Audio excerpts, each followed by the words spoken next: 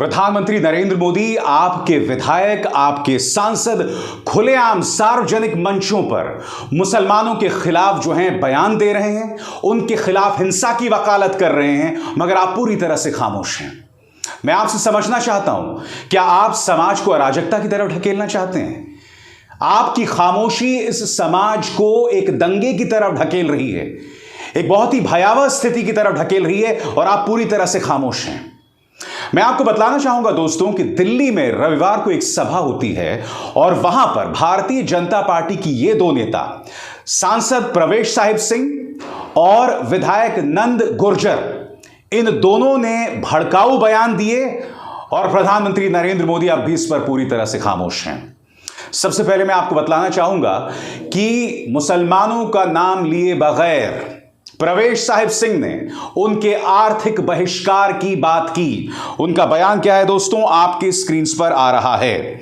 उनका बयान है, जनता को संबोधित करते हुए बीजेपी सांसद प्रवेश साहिब सिंह ने कहा कि अगर इनकी तबीयत ठीक करनी है तो उसका इलाज है इनका पूरी तरह से आर्थिक बहिष्कार। बीजेपी सांसद की बातें सुन रही जनता ने भी सहमति जताते हुए हाथ उठाया।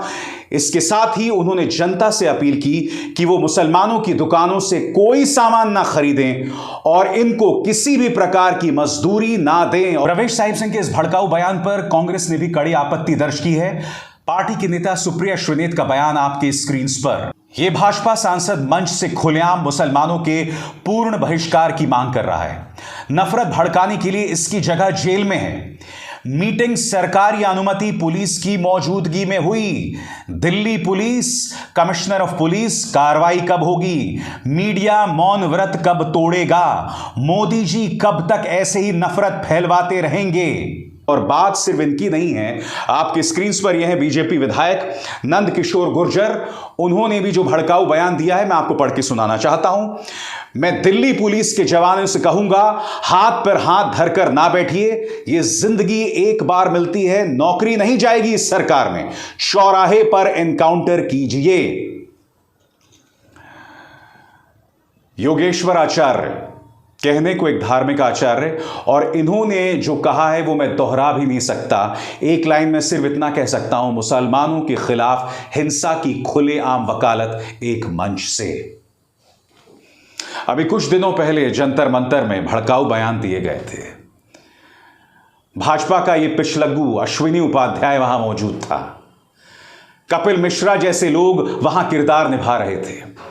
मामला अदालत में भी पहुंचा था और बात वो आखिरी नहीं थी। उसके बाद फिर एक के बाद एक उसी तरह की घटनाएं दोहराई जाती रहीं और दिल्ली पुलिस अदालत के सामने आयोजकों के पक्ष में खड़ी दिखाई दी, कथित तौर पर। वो दिल्ली पुलिस जो गृह मंत्री अमित शाह के अंतर्गत आती है। मैं आपसे समझना चाहता हूं कि आप लोग इस देश को क्या बनाना चाहते हैं, किस तरफ ढकेलना चाहते हैं। सबसे पहले दोस्तों मैं स्पष्ट कर दूं कि दरअसल वो जो हिंदू सभा बुलाई गई थी उसका मकसद क्या था, क्योंकि एक हिंदू युवक महेश की हत्या कुछ मुसलमानों ने कर दी थी और उसी के आक्रोश में सभा बुलाई गई थी। जो काम उन मुसलमान युवकों ने किया उसकी कड़ी से कड़ी आलोचना की जानी चाहिए और कानून के अंतर्गत जो सजा है उन्हें त्वरित मिलनी चाहिए। उस बात से कोई इनकार नहीं कर रहा है, मगर 10-12 लोगों की गुनाह को आप पूरे समुदाय पर चस्पा कर सकते हैं क्या? उसका दोष पूरे समुदाय पर दिया जा सकता है? मैं आपसे कुछ सवाल पूछना चाहता हूं। कुछ दिनों पहले मुस्लिम लड़कियों की ऑनलाइन बोली लगाई गई थी। आप समझ सकते हैं, किसी भी परिवार के लिए, किसी भी व्यक्ति के लिए अगर उसकी मां, बहन, बेटी की बोली लगाए जाए, वो भी 2022 के भारत में, उससे ज्यादा गुस्से वाली बात उसके लिए क्या हो सकती है? मगर मुस्लिम लड़कियों की बोलियां लगाई गई और आरोपी हिंदू थे। मगर इसका मतलब यह तो नहीं ना कि हम इसका दोष पूरे हिंदू समुदाय पर दे दें, या फिर निर्भया के बलात्कारी उस नाबालिग को छोड़ के, एक कोई पंडित था, एक ठाकुर था, एक गुप्ता था, उसका दोष हम अगड़ी जाति के हिंदुओं पर तो नहीं दे सकते ना।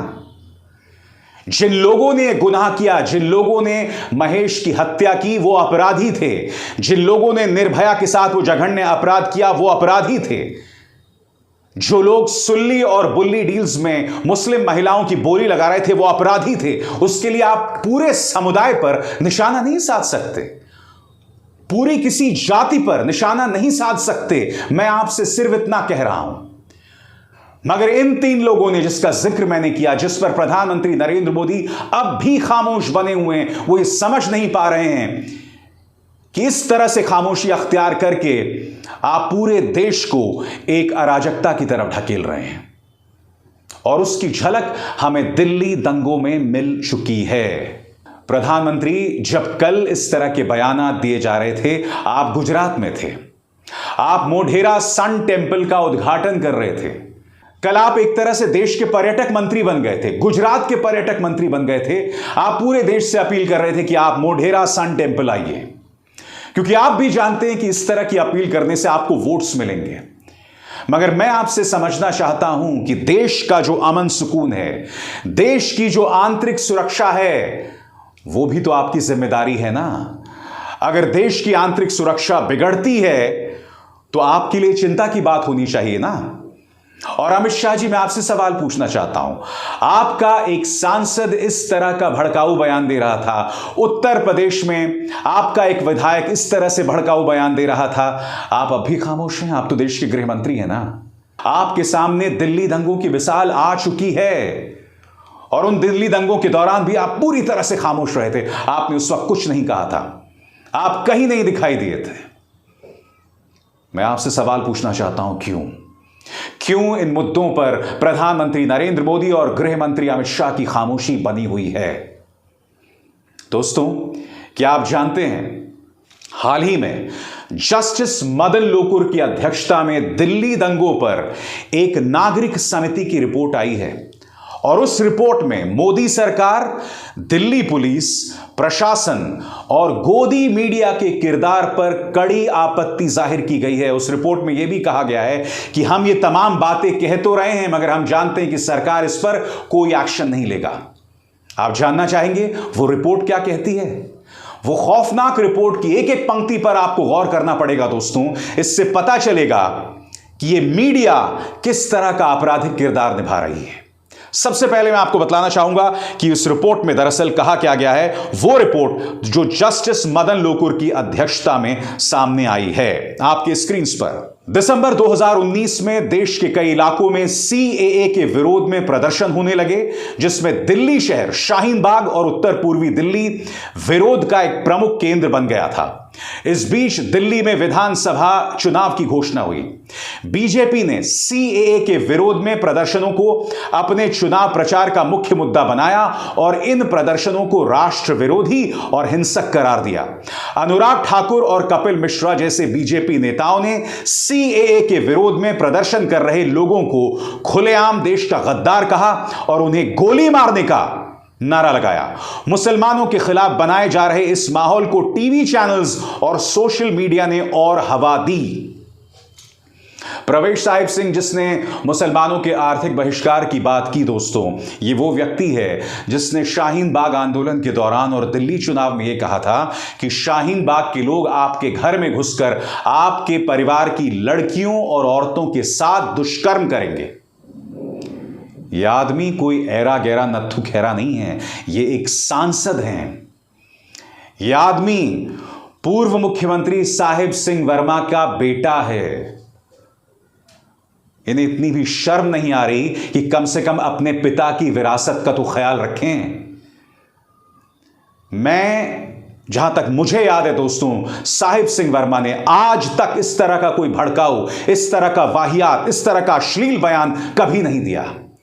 मगर यह व्यक्ति तमाम रिकॉर्ड्स तोड़ रहा है और तमाम रिकॉर्ड्स तोड़ रहा है हमारा वाहियात अश्लील मीडिया। मैं आपको बताना चाहूंगा कि जस्टिस मदन लोकुर की रिपोर्ट में मीडिया के किरदार के बारे में क्या कहा गया है कि उन्होंने दिल्ली के दंगों में क्या भूमिका निभाई। आपके स्क्रीन पर कमेटी ने दिसंबर 2019 से लेकर फरवरी 2020 तक भारत के 6 मुख्य न्यूज चैनल्स के प्राइम टाइम शो के 500 से भी ज्यादा घंटे फुटेज का अध्ययन किया।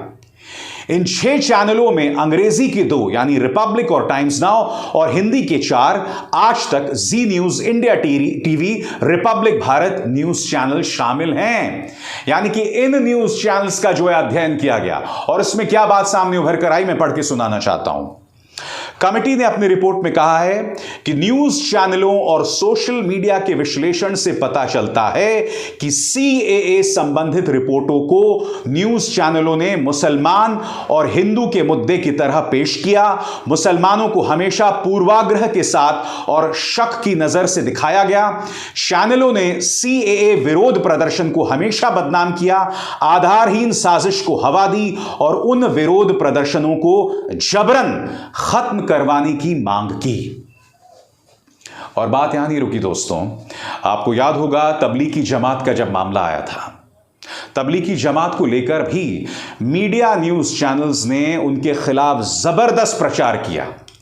मगर इन न्यूज चैनल्स ने, इन नपुंसक, इन कायर न्यूज चैनल्स ने, इन गुल्लू कालू मीडिया न्यूज चैनल्स ने कभी भी सरकार से एक सवाल नहीं किया कि तबलीगी जमात का आयोजन जो निजामुद्दीन में हो रहा था, उस आयोजन की अनुमति अमित शाह ने क्यों दी, देश के गृह मंत्री अमित शाह ने क्यों दी। दूसरा सवाल, उस आयोजन के ठीक साथ में निजामुद्दीन पुलिस स्टेशन था, वो दिल्ली पुलिस जो अमित शाह के अंतर्गत आती है, उन्होंने इस इजाजत की अनुमति क्यों दी। और आप जानते हैं तबलीगी जमात का यह आयोजन मुंबई में कराया जाना था, मगर उस वक्त की उद्धव ठाकरे सरकार ने इसकी अनुमति नहीं दी थी कोरोना के चलते। और फिर तबलीगी जमात को कोरोना के बम घाती बताया गया, उनके खिलाफ प्रचार चलाया गया, झूठी बातें कही गई, झूठे झूठे वीडियोस चलाए गए। मगर उसके बाद यह मामला सुप्रीम कोर्ट और औरंगाबाद हाई कोर्ट के सामने गया। औरंगाबाद हाई कोर्ट का फैसला आया जिसमें कहा गया कि तबलीगी जमात का कोई दोष नहीं है, कोई दोष नहीं है, यह अदालत का फैसला है। यही नहीं, सुप्रीम कोर्ट ने अपने फैसले में कहा कि तबलीगी जमात के मामले में मीडिया ने अपनी अभिव्यक्ति की आजादी का गलत इस्तेमाल किया है। चीफ जस्टिस बोबडे का यह बयान था। अदालतों ने तबलीगी जमात को पूरी तरह से दोष मुक्त कर दिया था, मगर इन न्यूज चैनल्स ने लगातार जहरीला प्रचार चलाया। यही बात जस्टिस मदन लोकुर की सिटीजंस कमिटी रिपोर्ट भी कहती है। आपसे सवाल पूछना चाहता हूं मैं, आप इस देश को इस तरह से कब तक दंगों की तरफ झोंकते रहेंगे, कब तक दंगों की तरफ ढकेलते रहेंगे। मैंने कार्यक्रम की शुरुआत में कहा कि जिन मुसलमान युवकों ने महेश को मौत के घाट उतारा है, कानून के अंतर्गत उन्हें सजा दी जाए, मगर 10-12 मुसलमान युवकों के गुनाह को पूरे समुदाय पर लागू नहीं किया जा सकता। बिल्कुल उसी तरह से कि अगर कोई हिंदू गुनाह करता है, अगर कोई हिंदू दुष्कर्म या बलात्कार करता है, उसका दोष पूरे हिंदू समुदाय पर नहीं लगाया जा सकता। मेरी इस बात पर गौर कीजिएगा, ठंडे दिमाग से गौर कीजिएगा और प्रधानमंत्री नरेंद्र मोदी कृपया अपनी चुप्पी तोड़िए। आप जानते हैं तमाम चीजें जो हो रही है ना, बिल्कुल इसी तरह से 1930 के जर्मनी में हो रही थी, नाज़ी जर्मनी में, जब उस वक्त यहूदियों को इसी तरह से नाज़ी जर्मनियों ने निशाने पर लिया था। बिल्कुल इसी तरह से रवांडा में हो रहा था, जब रेडियो रवांडा जो है वहां की जो अल्पसंख्यक समुदाय है उसे निशाने पर ले रहा था, उसके बारे में आप शब्द बोल रहा था। हमारा मीडिया रेडियो रवांडा बना हुआ है और मौजूदा भारत में जो चल रहा है वो हमें याद दिला रहा है 30 के दशक के नाज़ी जर्मनी की। हम अपने इतिहास से सबक लें, क्योंकि अगर हम इतिहास से सबक नहीं लेंगे तो इतिहास की गलतियां दोहराई जाती रहेंगी। यह देश सिर्फ हमारे बुजुर्गों का नहीं है, यह देश आपका और मेरा नहीं है, यह देश हमारे बच्चों का है, हमारे मासूम बच्चों का है। आप और हम तो खत्म हो जाएंगे, मगर क्या हम अपने बच्चों के लिए एक ऐसा देश छोड़ देना चाहते हैं जहां सिर्फ अराजकता हो, जहां सिर्फ अविश्वास हो, जहां सिर्फ शमशान और कब्रिस्तान हो? बताइए। यह धर्म, यह देश सर्वधर्म संभाव में विश्वास करता है। यह धर्म, यह देश वसुदैव कुटुंबकम में विश्वास करता है। हम कैसे भूल गए उन सबक को? हम कैसे भूल गए उस सीख को? अब भी वक्त है, सबक लीजिए, चेत जाइए, वरना फिर यू टर्न भी नहीं ले पाएंगे हम। अभिसार शर्मा को दीजिए इजाजत। नमस्कार।